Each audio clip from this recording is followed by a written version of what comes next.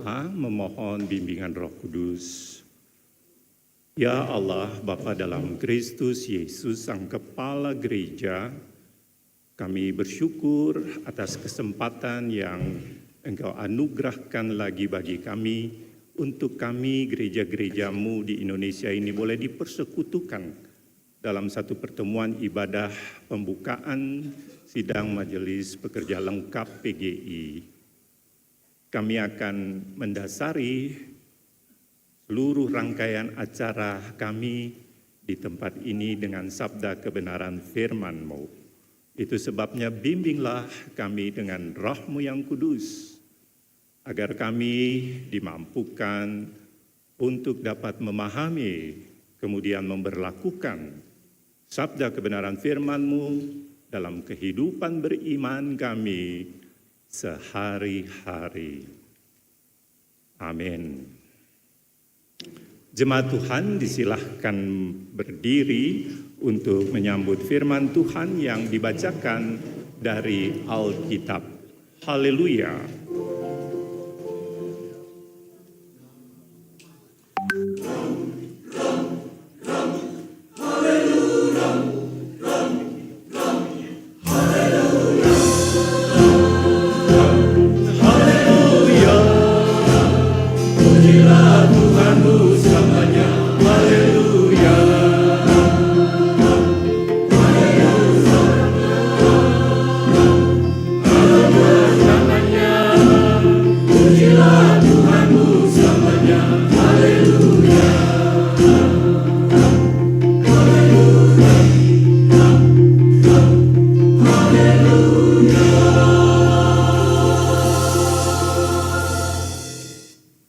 Pembacaan Alkitab hari ini terambil dari Galatia 6 ayatnya yang kedua yang menyatakan,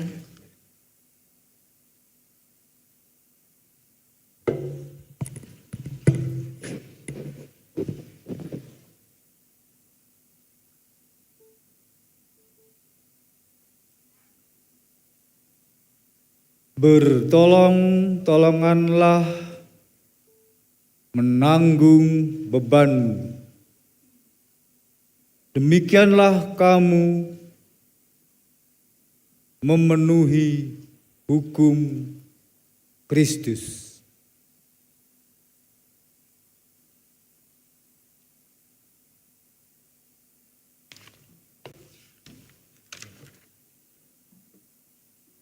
Demikianlah pembacaan Alkitab. Hendaklah firman Tuhan dengan segala kekayaannya diam di dalam hatimu dan ucaplah syukur kepada Allah.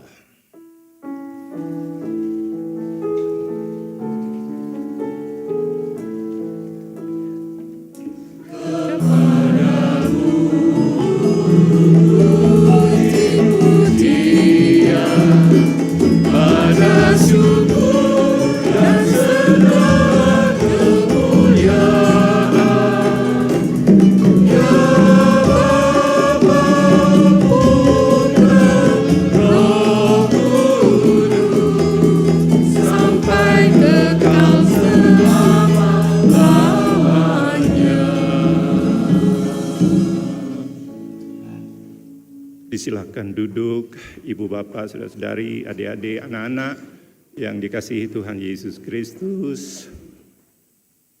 Salam sejahtera bagi kita semua. Panitia mengingatkan saya, Pak, khotbahnya 20 menit aja. Saya bilang, siap, oke juga gitu ya.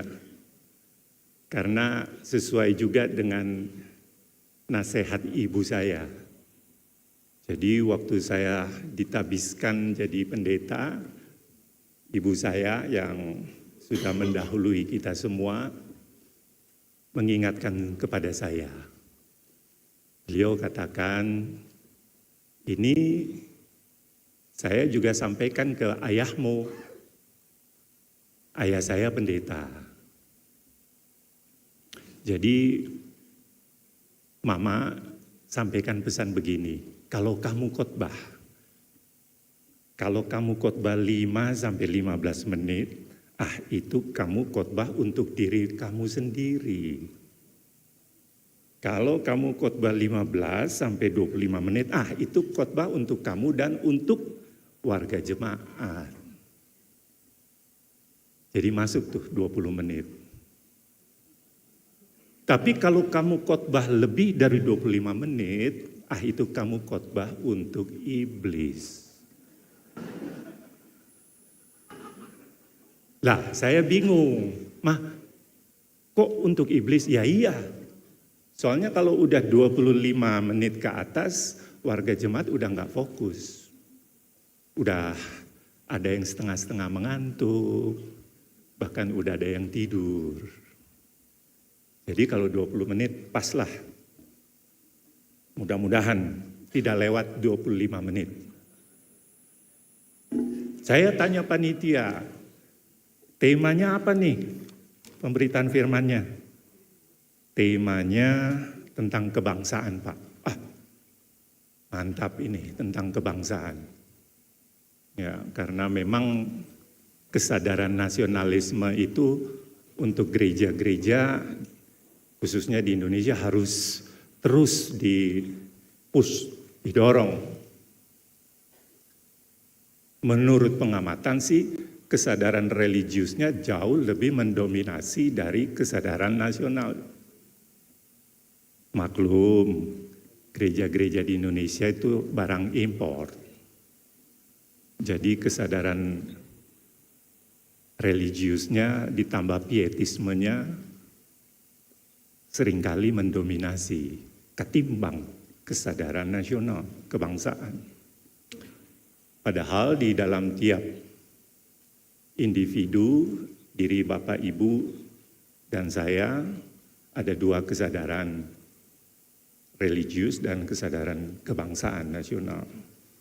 Seperti dua mata uang itu punya dua sisi kan, Tuhan Yesus bilang itu. Kasih ke kaisar, kasih ke Tuhan. Dua kesadaran. Dua kesadaran ini harus seimbang dan terus berkorelasi. Terus saling mengisi satu dengan yang lain.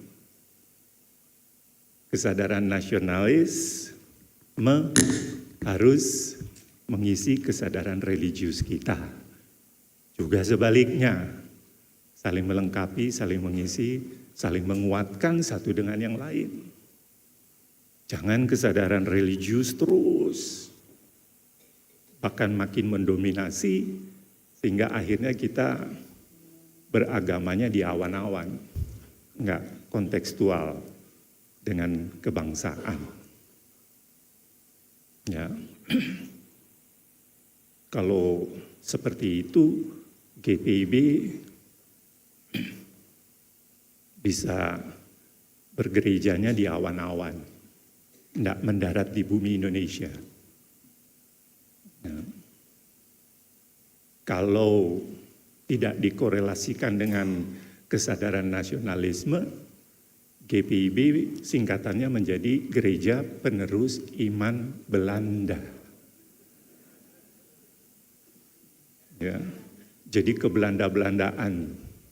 Goeiemorgen meneer, mevrouw.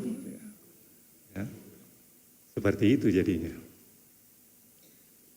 Tapi juga kalau kesadaran kebangsaan, kesadaran nasionalisme kita lebih tinggi dari kesadaran religius kita, itu juga bahaya. Ya. Itu pernah dialami bangsa Jerman di bawah kepemimpinan Adolf Hitler dengan semboyan Deutschland über alles. Bangsa Jerman selalu harus berada di atas segala bangsa. Itu Bung Karno bilang nasionalisme yang kebablasan. Jadi tema kebangsaan tetap relevan bagi gereja-gereja, khususnya di Indonesia. Ingat, gereja barang impor. Ya. Apalagi saya lihat subtemanya bersama-sama, ini subtema MPLBG ini, Bunyinya bersama-sama mewujudkan masyarakat majemuk yang Pancasilais. Ya.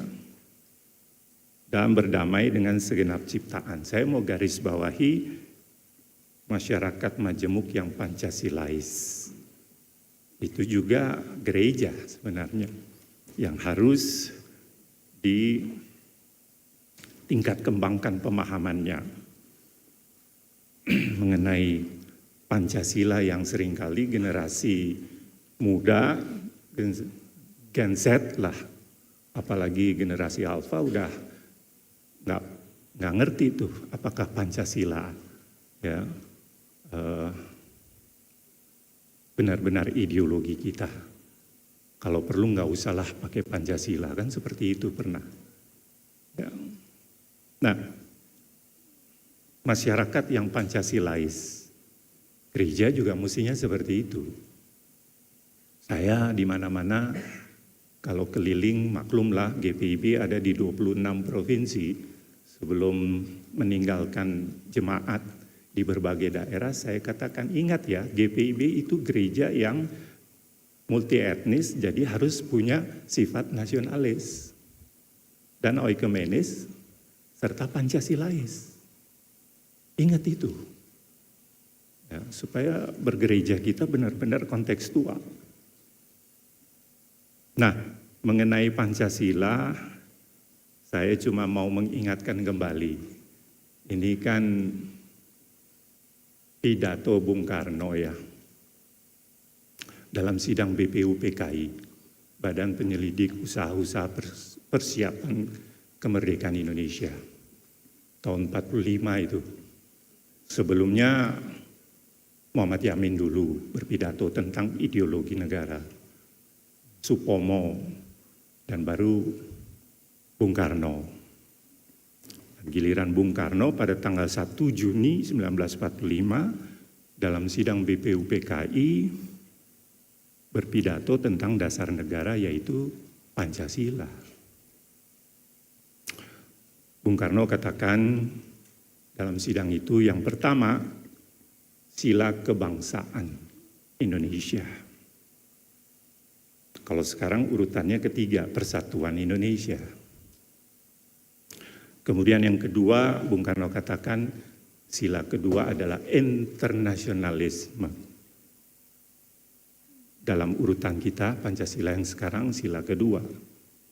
Ya, peri kemanusiaan yang adil dan beradab. Internasionalisme. Yang ketiga, Bung Karno katakan sila ketiga itu mufakat atau demokrasi. Dalam urutan Pancasila kita yang sekarang sila keempat, kerakyatan yang dipimpin oleh hikmat kebijaksanaan dalam permusyawaratan perwakilan. Kemudian yang keempat, sila keempat dalam sidang BPUPK itu Bung Karno katakan kesejahteraan sosial. Ya, ini sila kelima, keadilan sosial bagi seluruh rakyat Indonesia. Urutan sila kita yang sekarang. Dan yang terakhir, sila terakhir, Bung Karno katakan dalam pidato itu ketuhanan yang berkebudayaan. Atau ketuhanan yang berbudi pekerti yang luhur. Begitu beliau sampaikan. Lalu beliau katakan lagi kepada audiens dalam sidang BPUPKI, kalau tuan-tuan tidak suka dengan 5 sila, baik saya akan memerasnya. Saya akan memerasnya menjadi trisila, 3 sila, yaitu sila pertama sosio-nasionalisme. Itu kebangsaan Indonesia dan internasionalisme digabung.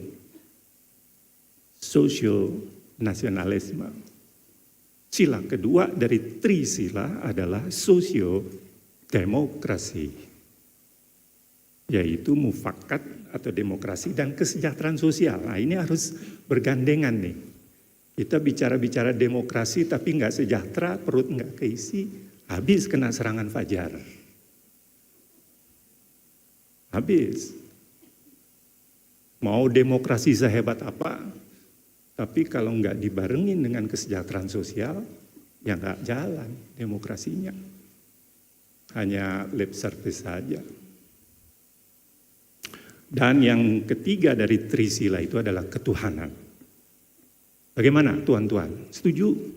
Kalau tuan-tuan tidak setuju, kata Bung Karno, Trisila ini masih bisa saya peras menjadi Eka Sila. Satu sila aja. Apa itu? Gotong royong. Gotong royong. Dua kata. Gotong royong. Gotong itu angkat, pikul. Royong itu ya beramai-ramai bersama-sama. Bersama-sama mengangkat atau memikul. Nah, semangat gotong royong inilah yang sebetulnya hendak dikemukakan Rasul Paulus kepada jemaat di Galatia dalam rangka membangun persekutuan. Ya. Bacaan Alkitab kita juga sebenarnya itu gotong royong. Bertolong-tolonganlah menanggung bebanmu. Demikianlah kamu memenuhi hukum Kristus. Bertolong-tolonganlah menanggung beban. Nah, itu gotong royong. Pertanyaannya, apa sekarang beban bangsa kita? Kemiskinan. Ayo, kita sebagai gereja-gereja bergotong royong mengentaskan kemiskinan. Apa beban bangsa kita yang harus kita pikul bersama-sama? Kerusakan lingkungan, siap. Kita gereja-gereja bertolong-tolongan untuk melestarikan lingkungan yang sudah makin parah kerusakannya. Itu sebabnya sidang ini nggak ada aqua botol, ya. Dan juga nggak pakai ini lagi kertas-kertas. Ya. Apa beban bangsa kita sekarang ini? Korupsi. Ayo kita bertolong-tolongan untuk mencegah tindakan korupsi. Apalagi banyak beban bangsa kita.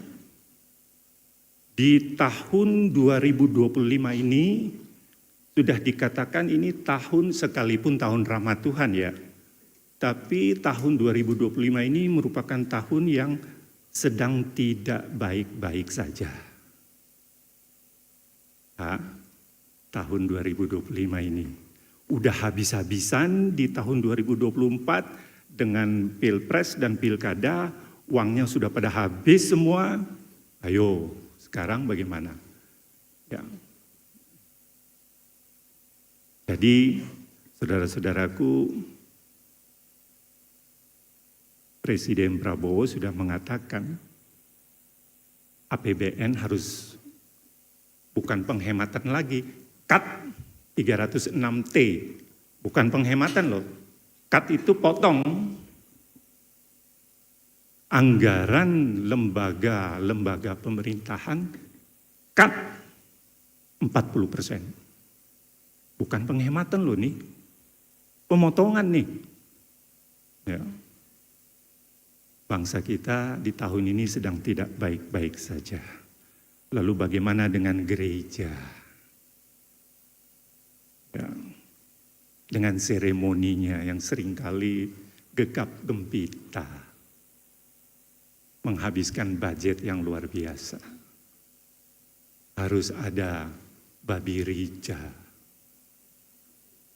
brainable, ya. Bagaimana dengan spiritualitas Ugahari yang dicanangkan PGI sejak sidang di Nias 2014. Bagaimana spiritualitas Ugahari? Apa gereja-gereja juga berhemat atau potong anggaran? Atau masih sibuk dengan kegiatan-kegiatan seremonial yang jor-joran? dengan anggaran. Nah, ini menjadi pekerjaan rumah kita paling tidak dalam rangka penyusunan program kerja dan anggaran gereja di tahun 2025. Bukan hanya penghematan, kalau perlu di-cut, ya, gereja-gereja punya anggaran. Ini dalam rangka apa? Bertolong-tolongan menanggung beban. Saudaraku, kalimat berikut dari bacaan Alkitab kita, ketika kita bertolong-tolongan menanggung beban, maka kalimat berikutnya, demikianlah kamu memenuhi hukum Kristus. Hukum Kristus adalah hukum kasih. Dan hukum kasih adalah intisari dari Injil. Jadi kalau gotong royong yang merupakan intisari Pancasila, ya, yang Pancasila itu pada hakikatnya adalah gotong royong, ya, yang dalam bahasa Alkitab kita bertolong-tolongan menanggung beban, ya, maka Pancasila itu merupakan manifestasi atau perwujudan dari Injil dalam konteks Indonesia. Pancasila merupakan inkarnasi Injil dalam konteks Pancasila. Itu sebabnya tema kita tepat, mari bersama-sama mewujudkan masyarakat yang majemuk, ya, dan yang Pancasilais. Mari kita bergotong royong, bertolong-tolongan menanggung beban. Ada sinode yang dari segi fasilitas finansialnya oke. Ada sinode yang kecil, yang butuh perhatian, butuh bantuan. Bergotong royong. Ya. Selamat bertolong-tolongan menanggung beban yang dirumuskan nanti di dalam PKA, Program Kerja dan Anggaran tahun 2025. Kalau itu yang kita lakukan, maka kita telah memenuhi hukum Kristus. Amin.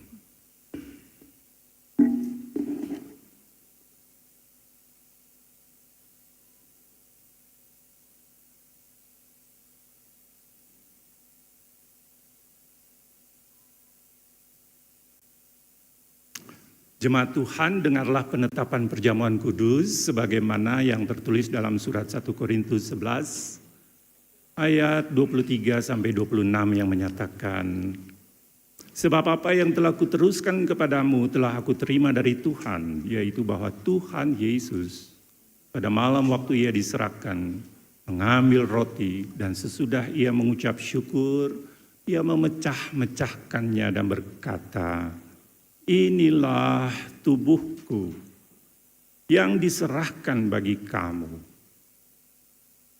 Lakukanlah ini sebagai peringatan akan aku. Demikian juga ia mengambil cawan sesudah makan lalu berkata, cawan ini adalah perjanjian baru yang dimeteraikan dengan darahku. Lakukanlah ini setiap kali kamu meminumnya sebagai peringatan akan aku. Sebab setiap kali kamu makan roti ini dan minum cawan ini, kamu memberitakan kematian Tuhan sampai ia datang. Demikian penetapan perjamuan sakramen perjamuan kudus. Jemaat yang dikasihi Tuhan Yesus, perjamuan kudus adalah perintah Yesus Kristus bagi kita semua. Bahwa setiap orang yang telah mengaku iman, percaya kepada Yesus Kristus dan telah diteguhkan sebagai warga siri jemaat, wajib hadir mengikuti perjamuan kudus. Bahwa roti dan anggur dalam cawan adalah lambang tubuh dan darah Yesus yang telah diserahkan sebagai korban tebusan untuk memulihkan hubungan kita dengan Allah yang terputus karena dosa dan untuk menyelamatkan seisi dunia ciptaannya. Melalui perjamuan kudus ini kita dipersatukan dengan Yesus Kristus di dalam kematian dan kebangkitannya. Dengan demikian persekutuan Tuhan Yesus dengan para murid pada perjamuan malam terakhir terus berlangsung sampai penggenapannya di dalam kerajaan Allah, di mana kita semua akan duduk bersama Kristus di perjamuannya.